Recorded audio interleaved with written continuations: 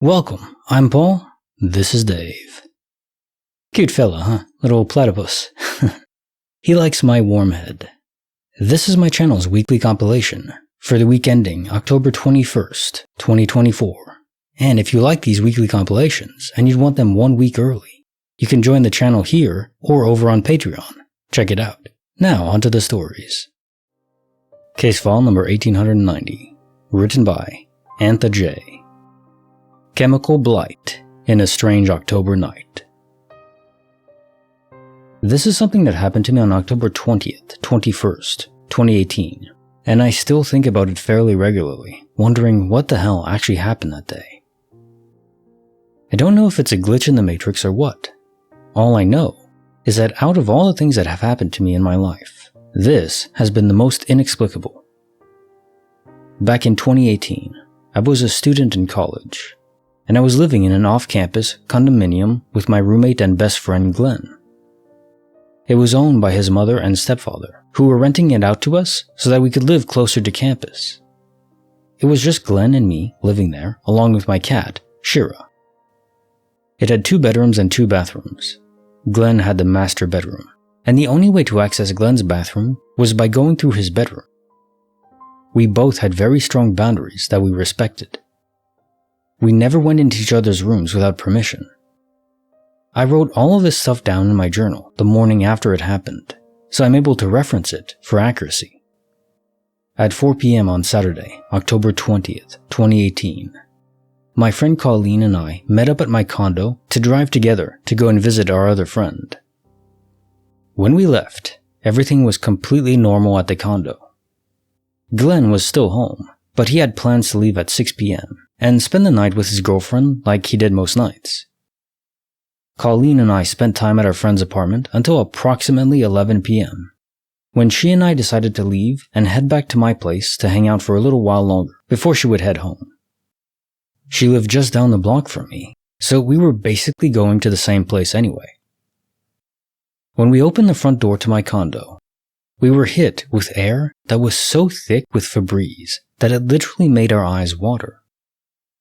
It was this awful, fruity scent that was nauseating, which I later found out to be Aloha Febreze. When I say the air was thick with it, I really want to emphasize just how strong it was. It wasn't just a few normal sprays of it. It was as though someone had stood there, utterly emptying a whole air freshener bottle into the air. I remember feeling like my glasses were fogging up, and it stung our eyes. Colleen and I could literally taste the chemical air in our mouths. It was difficult to even be standing in the condo for more than a minute or two. We looked at each other and were like, what the hell did Glenn do this for? Prior to this, I didn't even think we owned any Febreze. Glenn and I are both sensitive sensory-wise, and I couldn't fathom why he had done this. I walked into every room in the condo in disbelief, feeling quite angry to be honest.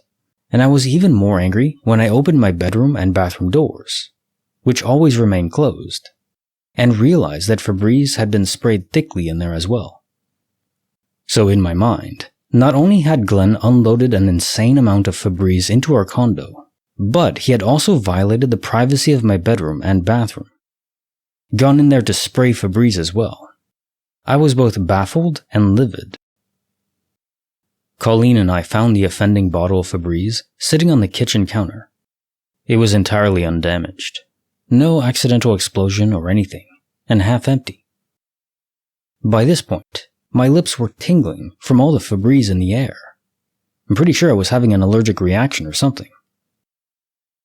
Colleen and I decided to open all the windows and sit outside the apartment, since the air inside was too oppressive.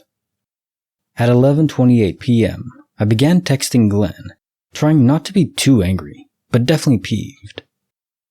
Can you please not use that air freshener again? I feel like I'm breathing in chemicals and my lips are tingling. I didn't get a response for a while, and eventually, Colleen left. I went back inside around midnight and began attempting to sleep. Due to the amount of Febreze in the air in my bedroom, I couldn't sleep in my bed, and I had to lie down in the living room on the couch next to my open screen door so I could get some fresh air. I'm pretty sure I was having a bad reaction because my tongue and mouth was swelling up, so I took some Benadryl. At 1:37 a.m., I texted Glenn once more. Is it okay if we never use Febreze again? My tongue is developing welts and my lips are puffing up. I'm a little freaked out. Then, still lying on the couch next to the open window, I fell asleep. In the morning, at 7:32 a.m., Glenn responded to my messages asking if I'm okay, and he said that it sounded like I was having an allergic reaction to something. All I could think was, obviously, to the Febreze you sprayed, but didn't say that since I was trying not to be too angry. I told him that I had taken Benadryl and that I was alright now. At 7:35 a.m., Glenn responded, Did you use the Febreze before it happened? I want to rule out other stuff, like the scented candle. At this point I was annoyed.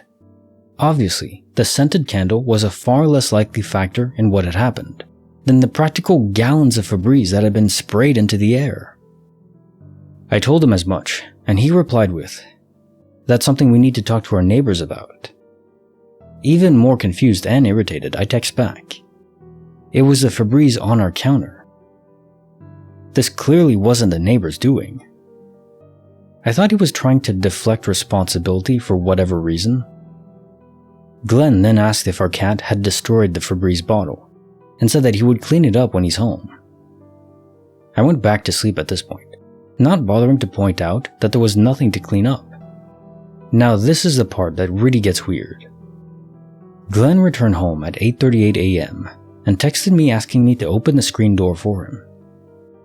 When he walked in, the first thing he said was, It smells like a bottle of something fruity exploded. I began to accuse him of spraying Febreze all over the condo after Colleen and I left the night before, wondering why he did it, and Glenn became progressively more confused. He said that he had no idea what I was talking about, and that he never sprayed any Febreze in the apartment. I showed him the Febreze I had found on the counter, and he said that he kept that bottle exclusively in his bathroom cabinet. Keep in mind that his bathroom was inside the master bedroom, not even the most easily accessible bathroom. Glenn isn't the type of person to play pranks or lie to me, and I could tell that he really meant it when he said he didn't spray the Febreze. We both started freaking the frick out, because that meant someone had to have been in our condo without us knowing, between 6 p.m. and 11 p.m. the night before. There were zero signs of forced entry, and nothing was stolen or out of place, other than the Febreze can on the kitchen counter, which Glenn swears had been left as always in the bathroom cabinet. The cat was acting normal. He's also a territorial cat that doesn't take kindly to visitors he doesn't know. We ran through the list of all the people besides us who had keys to our condo. Glenn's mother, she was out of state at the time visiting another family member, and even if she hadn't been, she always told us in advance if she was planning to come visit. Glenn's stepfather, he had no reason to come to the apartment, but we called him anyway and asked if he had been over at all. He was confused why we were calling and said no. My father, he had never been over to visit in all the time we lived there and is deathly allergic to cats, so I highly doubted he had anything to do with this. Still, just to cover all of our bases, we called him and asked, and he said no. My girlfriend? I had been texting with her the entire night, and she definitely wouldn't have come over just to spray Glenn's personal bathroom Febreze all over the condo and then leave. She was just as freaked out by all this as we were. The only other possibility we could think of was that maybe someone from the condo's maintenance team had a key to our condo and came in without permission.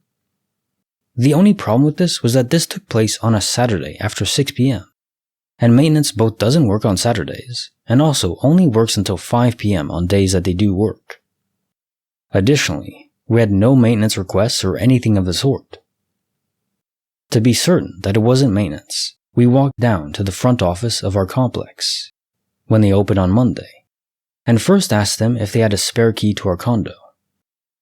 They checked and said that they do have one spare key, and that it's kept in the office with the spare keys for all the other condos. We then asked if it was possible that anyone from maintenance had been in our condo on Saturday, to which they replied what we'd been expecting: no. The office was closed during the weekend, and no maintenance people were working. I have exhausted all possibilities in my mind for what happened that day. It feels like there's no rational explanation. I wish so much that I could go back in time and set up a camera to record what on earth happened between 6 p.m. and 11 p.m. while none of us were home. Something I keep getting caught up on too is, it's such a weird and specific thing to have happened. It would be one thing if someone had broken in without any sign of it and taken something, or rummaged through something. But genuinely, the only thing they did was come in, spray copious amounts of Febreze from a bathroom only accessible through the master bedroom, place it on the kitchen counter, and then leave. I have no explanation, and I doubt I ever will. I have spent years wondering what really happened, or how it was possible. All of my friends know this as the Febreze incident, and they say I always inevitably bring it up in some capacity whenever they come over to visit. I don't think it will ever stop bothering me. Case file number 1891, written by a jumble of letters. Voices in the woods, monks in dark hoods. I was about 12 and I was away at camp. A nice summer evening. Dusk was well on its way to dark, and I went to the toilet block to brush my teeth. When I came out, there was a Springer sniffing around the base of a tree. It was strange because there wasn't a dog on the site. I thought maybe one of the leaders had arrived late and brought the dog from home. It was maybe 10 meters away from me. I watched it for a bit, waiting for another kid or adult to turn up so I could show them the dog. No one came by, and the dog just sort of sniffed its way across the open field, away from the huts and tents. It didn't feel late, and I knew there were adults nearby, so I followed the dog. It went into the forest path. The trees were yew trees and all bent and gnarly. After following the dog for only a short time, I started to realize I'd probably screwed up for wandering away. The grown-ups were always telling us not to wander off, and I thought I was too smart to just amble off into the woods at night, but here I was. The trees started to look like specters, and I was trying to decide between running back and just screaming until someone found me. Seems like an overreaction 30 years later. But at that moment, I was freaking out that I was lost in the woods. Just then, the dog goes, woof! A low breathy noise that came from the chest. Just a single noise, and then the air went still again. The dog stood on the path ahead of me, maybe 10 feet in front. Its body stiff, like when they spot a bird. My heart was booming in my ears. My fight or flight reaction failed, as I just stood there, unable to do anything. On the path ahead of the dog emerged a figure, dressed in a robe like a priest's vestment. It walked towards the dog. Behind the figure were more people dressed the same, like 3 or 4 more. The dog woofed again, and the man looked up. "Ah, Nenny, there you are," he said to the dog, and it wagged its tail. I genuinely think that these people were going to murder me. My arms were all fuzzy with pins and needles, and I couldn't stop swallowing. I must have gulped loudly because the man walked towards the dog with his arm out to stroke it, and then he stopped and looked up at me. It was dark, but I saw him pretty well. He was middle-aged. At the time I thought old, but I was young and everyone over 30 seemed old. Maybe 50. Graying hair, glasses. He was average build and maybe just over 6 foot tall. He said, "Nenny, you've brought a friend." I freaking legged it. I ran through the woods and back to camp. I thought that I was lost in the middle of the woods, but I was back at camp in no time. I started shouting when I was back in the field. "There's monks in the woods! Monks in the woods!" The leaders came out and loads of the other kids. I told them what was happening and they all grabbed flashlights and took me back into the woods. Now that I'm an adult, I think that making me go back was the wrong choice, but the leaders were only teens themselves. When we got back to the place where they'd been, they were gone. They sent out search parties, but no one found anything. I had to sleep in the hut that night, and I still didn't sleep very well. The next day, there were more searches and the police were consulted.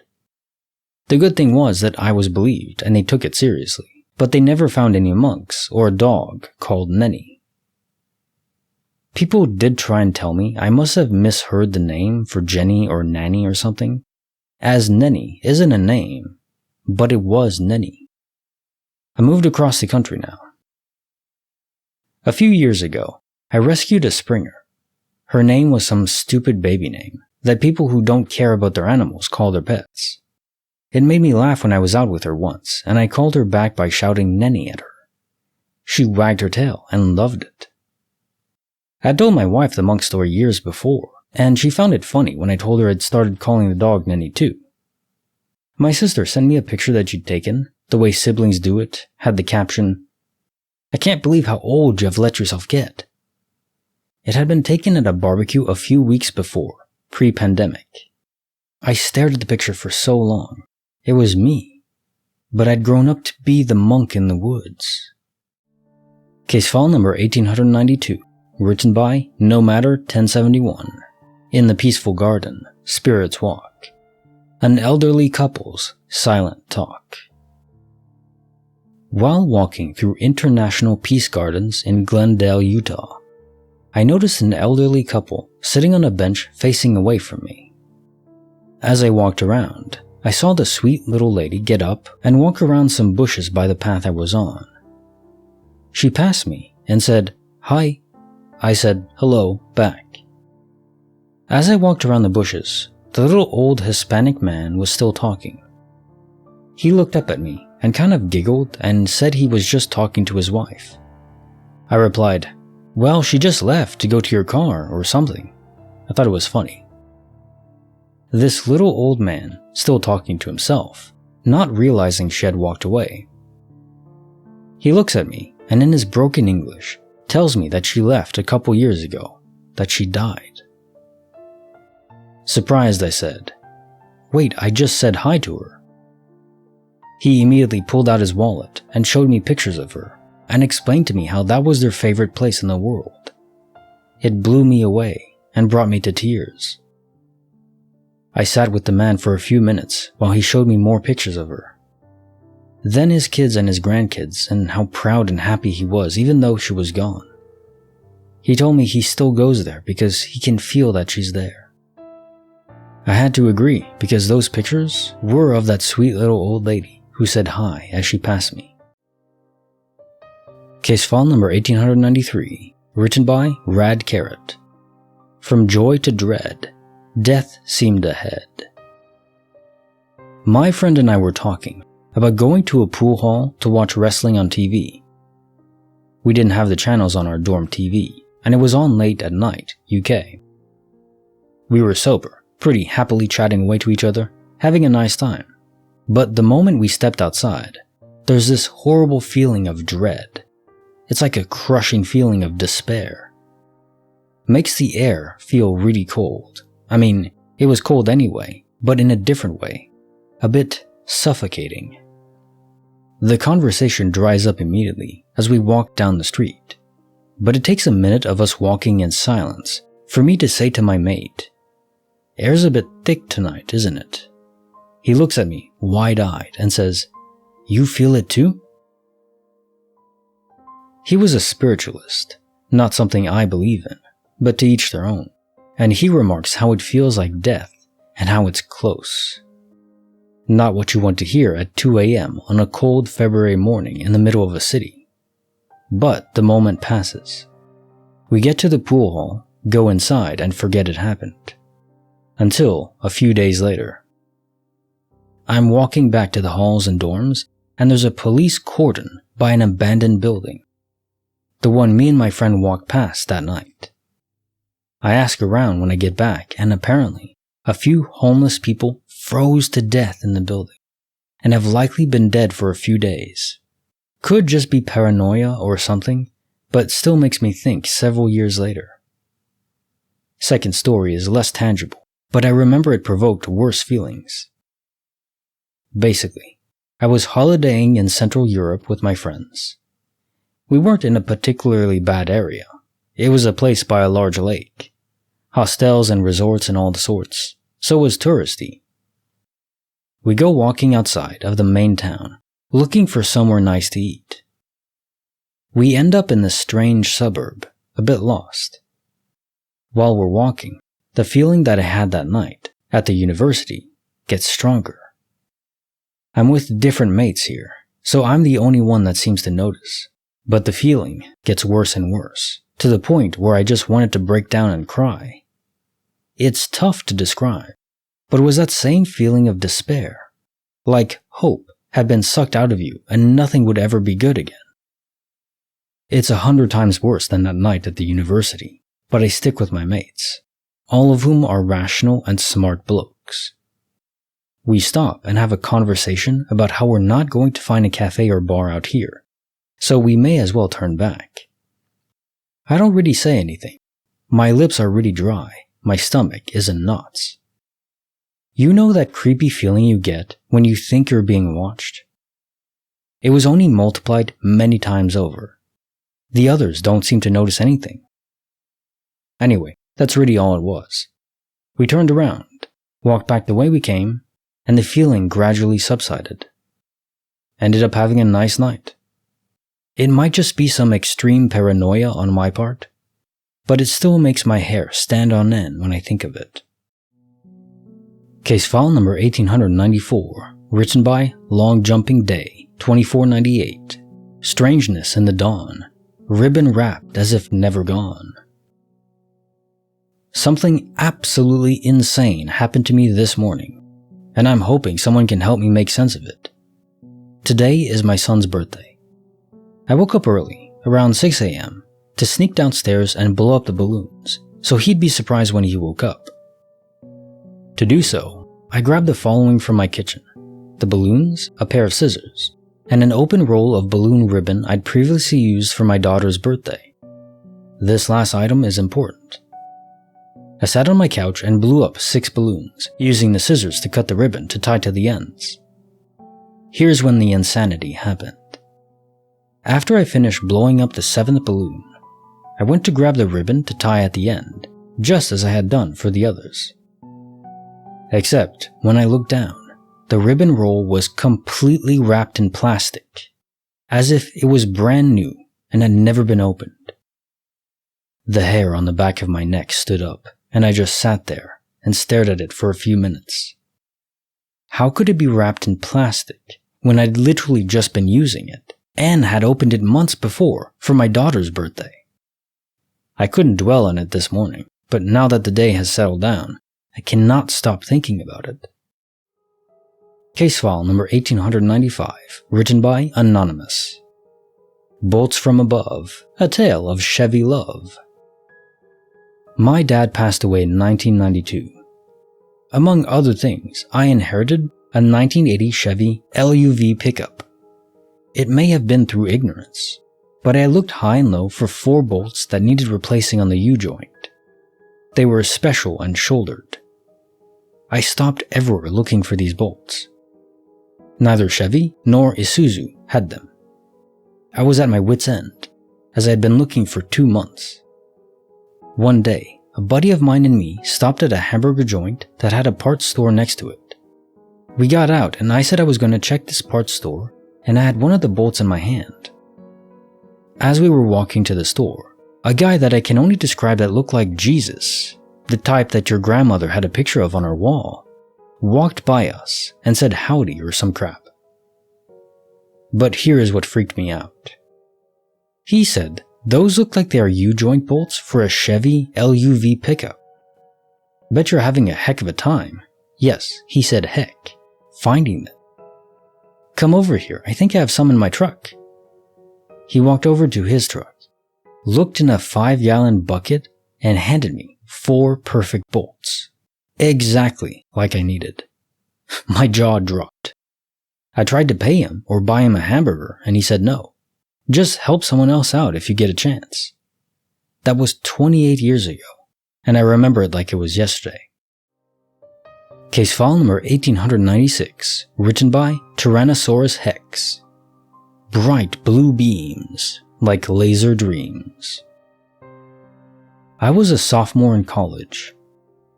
I walked into my math class like any other day and sat in my usual spot, about 4 seats in the 3rd row. Even though we didn't have assigned seats, there was always a girl sitting 2 seats to the left of me, empty seat between us, and her male friend to her left. They seemed to just be good friends, always laughing, never any reason to give me concern. This day in particular, I sat down, got my spiral and pencil out, and just quietly sat there, looking forward and thinking about what I was going to do after class. Suddenly, I got this eerie feeling. I looked up to my left and my heart practically stopped. The girl was staring straight at me, blank face, and her eyes were shining like a bright, piercing electric blue, shining like lasers. Nothing at all natural. I can't explain accurately. I was basically paralyzed and couldn't move or say anything. I eventually blinked and looked forward, then looked back and the girl's head was turned back to her friend as he was talking again. About 2 years later, I was with friends and we were driving to a restaurant. Traffic was building up since it was rush hour and we stopped in the right lane. I'm in the back seat and I happen to look up diagonally to the left and through the windshield. I look into the car sitting in the lane next to us. Its back bumper is parallel to our front bumper, so I can see the driver easily. He turned almost completely around and looked at me, staring intensely.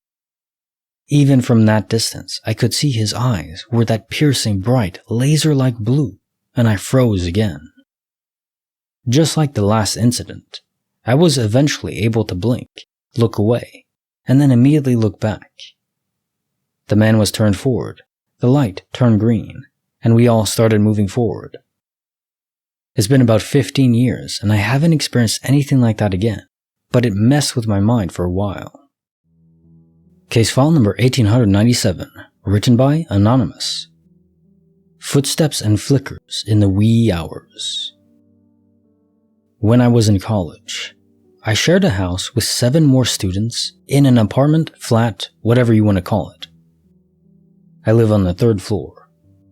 I was socially awkward, so I didn't make friends with any of them.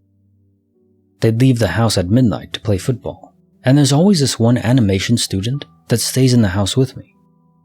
One night I was staying up because I didn't finish my assignment as fast as I thought. Everyone either slept at their friend's house or played midnight football. But that night, the animation student tagged along. So I was all alone in the apartment. Let me tell you about the apartment. It freaking sucks. Almost all of the lights are broken, my door handle is totally gone, leaving a weird circle hole, so that I can use my finger to actually lock and open my door through the gear or whatever you want to call it. We reported it to the college department, but they never did anything. That night, I did my work in the dark on my study table in the living room. As I'm doing my assignment, I heard a chair noise from the room behind my back. I saw everyone literally stepped out from the house 2 hours ago, so I knew I was 100% alone. I decided to close my laptop and go to my room and sleep. I stood up, and naturally, my chair made a screech noise. The chair noise replied louder from the room behind me. I went to my room, used my nail to close the door, and slept. I woke up the next day with my door half open.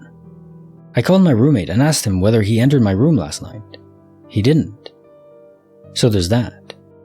I never really wanted to work late at night again. At least, that's what I told myself that day. 2 weeks later, I got an assignment that required me to stay up. I also took an animation course, and that crap was tiring. I started around 10 p.m., and then my housemates went out to play football, except for the animation student, which calmed me a bit. Around 12, he went out because he received a call from someone while holding his motorcycle helmet. He's 100% not coming back. So I tried to do my job without overthinking about the room behind me. I can't roam around at night, because a security dude would ask me if I tried to sneak into the girl's apartment. I have friends, but I don't want to knock on the doors at 12. So I called my mom, I saw her online, and we talked a bit about life and stuff. I calmed down a bit and continued my work. Around 2 a.m., I heard it again. You know it's from the same floor, because my floor was vibrating. I did what every stupid character does in movies. I stood up and checked the room. I'm not sure why. I just felt like if there's no one in the room, I'd convince myself there's nothing to be afraid of. I checked under the bed and crap, nothing. I closed the room and then continued my work. From my peripheral view, I can see that the door opens slightly, more and more, but very slowly. Subtle, but you can tell. I was shaking, and to be honest, I kind of froze. And then I felt something touch my leg. It was a hanger. It hit my leg, and when I looked down, it was still moving and rattled on the floor. Something threw a plastic hanger from the room behind me. I decided it was too much for me, and I got out of the house and took a walk downstairs. The guard asked what I was doing. I lied and said I was waiting for my laundry to dry. There's a mini doby at the lowest floor.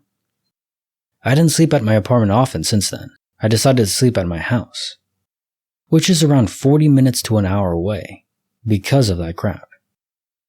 Apparently, my neighbor's house experienced something weird too, so I guess it's not just me.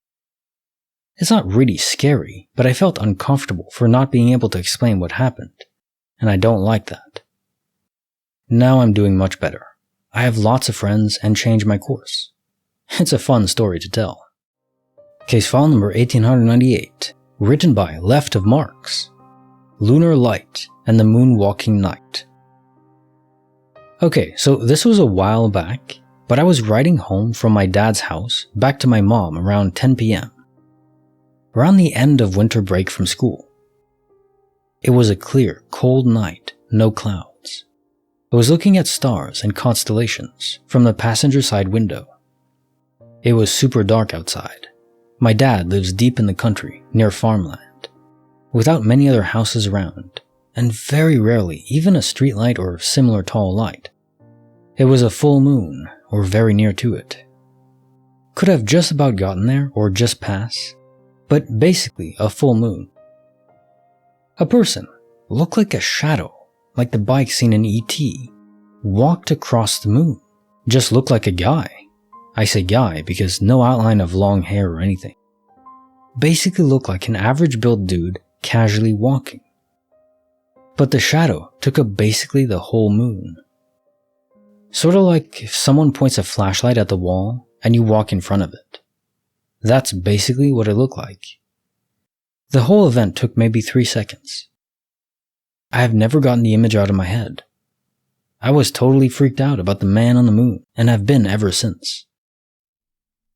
Case file number 1899, written by Ulster 5000, From Pink to Blue, A Stranger's View. On my walk today, there's a bit which is a wide straight path, with no ways to get off the path for about 300 meters. On one side, thick bushes. On the other, tall fences on the edge of AstroTurf football pitches. I'm walking one way and the other person on the path is a woman in the opposite direction. She's wearing light pink, baggy trousers and a black top, blonde hair and glasses. Kinda like that 90s early millennial vibe that a lot of UK teens are wearing lately. I look down to my phone because I got a message, realize it's not something I need to respond to, and look back up. The gap between us has closed a few meters, but now the woman is wearing baggy blue jeans, a white t-shirt, and she's got green hair, nose piercing, no glasses. I look at her really confused, and she sort of just stares at me as she walks past. There's nowhere the first woman could have turned off the path, and given the speed we were both walking, the second woman was in the right spot, from the time I looked down and up from my phone, like a few seconds. My initial reaction was that it was really weird, but now I've had a couple hours to think about it, and I'm thinking it's way beyond just weird. Case file number 1900, written by CPL Muffin, ominous vibes, and candle jibes. I've moved around a lot, and I've had many similar but smaller experiences in many different houses, to the point where I can walk into a place and get a vibe that just doesn't check out. Kinda like a weird little back of the brain gut feeling that you just push off as brain games. But out of all of it, this was the worst. I lived in a house with a few roommates that all believed the place was haunted. There was a good bit of activity, but none of it was particularly scary. It was enough that you couldn't doubt that something was there, but didn't really feel threatening at first, just kinda spooky. I had the basement room, and would always hear clear footsteps above me when no one else was home. The front door would open and close, and it would sound like one of the boys was coming home for the night. I'd walk upstairs to say hello, and no one was there. The house had a very long driveway with a horse gate at the end that we had to manually open and close to keep the dogs in. There were many nights that I would come home and the gate would be open.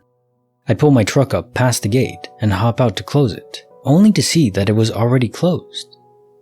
I would just laugh a little and jokingly yell out a thank you. Things started getting a lot worse when one of my roommates had his high school age sister stay for a few weeks as the parents were out of town. We let her throw a little party with her friends, and next thing you know, they're playing around with a Ouija board, and the damn thing kept saying my name as I was on my way to the kitchen. I've known this girl since I was 2 feet tall, pretty much my little sister, so I just thought she was playing some sort of joke. So I was like, whatever, frick off. But within the month and a half after that, I started hearing and seeing things that made me begin to believe that I was schizophrenic, seriously questioning my sanity. I became antisocial and fell into huge depression that affected my job, my relationship, and my friendships. Until one night, I had my girlfriend at the time over for a movie. I got up to use the restroom for like 30 seconds, heard a commotion, and came back to her curled up on my bed, crying her eyes out, and trying to hold my barking dog who was more pissed than I'd ever seen me and was just all over the place. She demanded that we both immediately leave the house and refused to step into the building ever again. It was a long time before I got an explanation from her. She would get incredibly upset every time I tried to talk about it. It became one of those things you just don't bring up. She eventually told me that she had heard a loud, nasty, guttural sound, thinking something was wrong with my dog. She sat up to check on him, and one of the candles that I had kept on my TV stand flew at her. I moved into my own place a week later, as I had already been planning to. And the last time I left that property literally felt like leaving a war zone. It was as if all my sanity returned within weeks. My motivation and energy returned, and I haven't had a single experience like that ever since. But I no longer keep any candles anywhere in my house anymore. A year or so later, after hanging with my past roommates, trading stories and discussing all of our experiences with that house, I did a little research and found out that not only the house, but that entire area is known as a hotspot for these kinds of things. Case notes of file 1890. Chemical blight in a strange October night. Well, let's examine the possibilities. Of the mundane realm, someone could have broken in, found the Febreze bottle in your roommate's bathroom, and decided to just spray it everywhere. That is theoretically possible. And I think that's what most people would simply say, yeah, it's some weirdo who decided to do that, or have... It's like that thief in Home Alone, where his signature is leaving the water faucets on. The signature of this thief is leaving Febreze everywhere. Of course, nothing was stolen, so it wouldn't be a thief. Maybe it's a break-and-entering guy that just goes around and does this for fun and leaves people puzzled. Okay, so let's acknowledge that that is possible, but also that it's not very likely. Could this be related to sensory input from a different universe? Now, the Febreze bottle was taken out of your roommate's bathroom. That implies that there's some other force at foot. Maybe some sort of spirit prankster? In the non-mundane world, that is the only thing that sort of possibly fits. the embodiment of me as a spirit. Just messing with your minds, and kind of giving you an allergic reaction too, so. Now time for the joke of the day. Dogs can bark up to 500 times per day. But that's just a rough estimate. Question suivante 1891. Voices in the woods. Monks in dark hoods. What a phenomenal story and perspective to realize you saw yourself in the past as you would be in the future. And you even saw Nenny, this weird, strange dog. But it's a time paradox because you only started to call her Nenny because of what you saw in the past of your future. A time loop. Now I do believe that reality can be buffered. So we're experiencing a form of playback, like rewinding a tape or playing a video game replay and starting from a certain point. Our perception is that we control things now, but maybe we don't. Now, this would not explain the time loop, the causality loop of naming the dog purely because of what you saw it was before, but then you wouldn't have named her that in the future. Or maybe there's some other catalyst that explains why the dog was named Nenny. And you would have named her anyways, even if you hadn't seen yourself in that forest. Now, I don't necessarily think you're going to be in that forest again later on in the future. To just go back there when you realize it was yourself already wouldn't make any sense. It's almost like not seeing buffered reality ahead of time, but just the imprint of it. Just yourself. But you aren't necessarily going to be in that forest later on. Still, I'm just trying to imagine how bizarre it would be to have seen yourself in the past as a kid in how you're going to be later on in the future. I don't think I would want to know. Would you? Question suivante 1892. In the peaceful gardens, spirits walk. An elderly couple's silent talk. One of those stories that just tugs at your heartstrings. If you love someone so dearly and they pass away, you don't want to let them go. None of us would want to. And the good news is that, in general, I think fragments of the people we were linger behind most of the time. But they aren't infinite. They will fade away eventually, but it can take years, even decades. So given that, I think you'll find that she'll keep saying hello many times over if you visit that spot again. And I'm sure the husband is going to be there time and time again. I wonder if he really even realizes that it's just a ghost. On a conscious level, he would, but maybe subconsciously he's trying to suppress it. He doesn't want to accept that she's gone. At least from this universe. Now time for the joke of the day. Me to my daughter. I know everything. Daughter? Oh yeah? Prove it. I will later. Daughter. Later on. Daughter.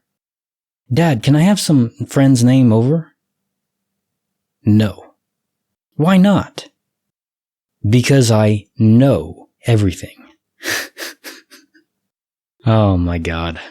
You know, he told the truth really early on. She just didn't realize it was a double entendre. Question suivante 1893. From joy to dread, death seemed ahead. I've always wondered about people who have a sensory perception of death. They can feel it in the air around them, a chill, if you will. So it's referencing those people that can perceive when someone passes away. Matter and energy are just vibrations in various fields of reality. What we perceive as matter is just excitations in those fields. At least, this is the most accepted theory of reality as we know it right now. So, if you can imagine someone passing away, their vibration is stifled, or at least suppressed. Maybe a tiny fragment is left over, a tiny ripple in the pond. But compared to what it was before, you could sense the change. That's why it feels cold. What is cold? Cold is the absence of energy, the absence of heat. It's not really a thing, it's just less heat, less energy in a given area. So I think that's what you have the ability, and your friend too. Not all of them, not the second group, but the first one. A spiritualist. I really think it's not mysticism. It's just science we don't fully understand yet. The nature of reality or the multiverse that we don't fully understand yet, but that's okay. We can make leaps and assumptions, take it with a grain of salt, but still, I think it makes a compelling case that some people can sense when someone's energy is drained in an area. There's less energy there. I mean, literally there's less body heat emerging from their body, but it's a bit more than that. What you perceived as a chill in the air, a thickness, wasn't really the absence of body heat. That wouldn't make sense. You'd be way too far away to notice that. But the aura energy from these people was gone. And it was 2 people in the first case. My guess is the second case where you experienced this as well. Someone did die. You just never went back in the area to confirm and, see a police cordon as well. But I'm pretty sure that's the case. Though, if it hasn't happened again in that long, makes you wonder. Maybe the ability is limited in range, because certainly you've come across people who've died or were about to die within 15 years since then. So yeah, proximity probably is a grand key. This perception doesn't stretch far. Again, my guess. Okay, so let's file 1894. Strangeness in the dawn. Ribbon wrapped as if never gone. Localized temporal reset of the ribbon that you were using. Like you said, there's no way you could have used it, and you did. It was literally right there, and you had used it for your daughter's birthday too. It's not something you can forget that you did, because the evidence was already manifested in reality, which you already had done. Whatever mechanism is involved in resetting an item back to its originating state at a given point in time, it's almost like a operating system reset. You can either reformat the operating system, which wipes everything, or you can simply do a system restore. The system takes a snapshot of where it was at a given point, and you can simply restore to that point later on in the future. Basically, it's like that. Every item has a reset point. Now, how far back it goes, I don't know, and who is triggering the reset and for what purpose? Why was it required to do it here? Or was it a malfunction in the process? It sounds more like a malfunction in this case. Okay, so let's file 1895. Bolts from above. A tale of Chevy love. Well, Jesus back in the day brought people wine, turned water into wine, right? So now it's bolts to bolts, just a free gift. Don't really need walking on water, but no, in reality, this probably was just a coincidence, but a mighty fine one.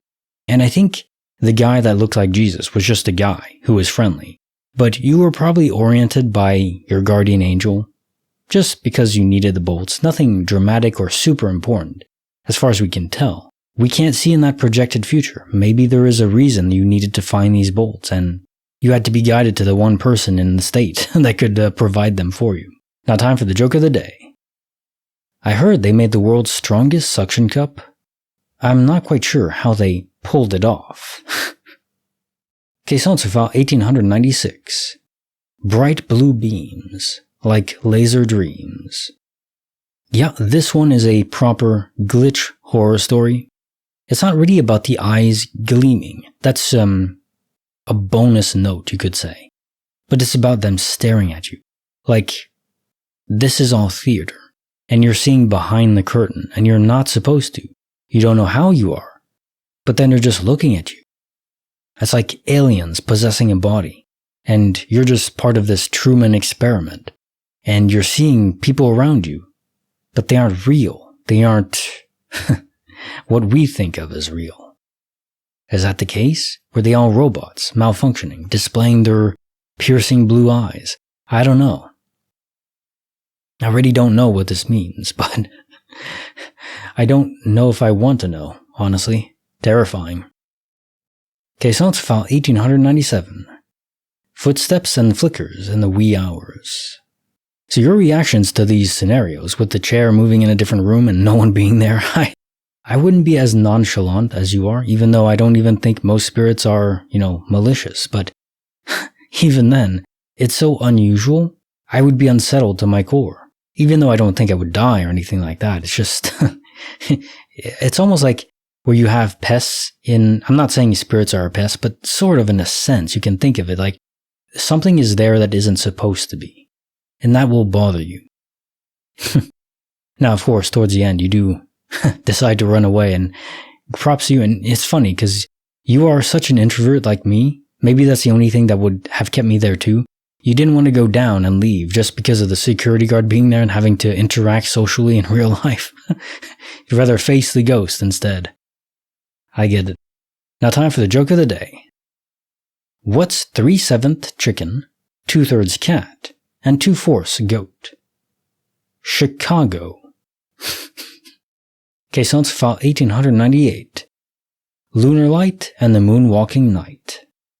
There are instances of the moon almost behaving like a projection from Earth up onto the tapestry of the sky. Now, I don't believe that is actually the case, but there are instances pointing to that, like ripples in the moon, like it's a projection, like it's already there. Or in this case, like a person walking in front of it. Like you say, it's like someone casted a shadow because they walked in front of the projection of the moon. Now, is that the case? Is the moon really a projection? I don't think so, but I'm not sure how you would explain this. I mean, it doesn't sound like it could be the shape of a plane. It wouldn't be large enough. A plane wouldn't obstruct the entire view of the moon. Maybe some sort of lunar eclipse, but that wouldn't look like the shape of a man. Maybe an asteroid that's large enough? I don't know. Nothing really fits, but it's just very strange. Case on file 1899. From pink to blue. A stranger's view.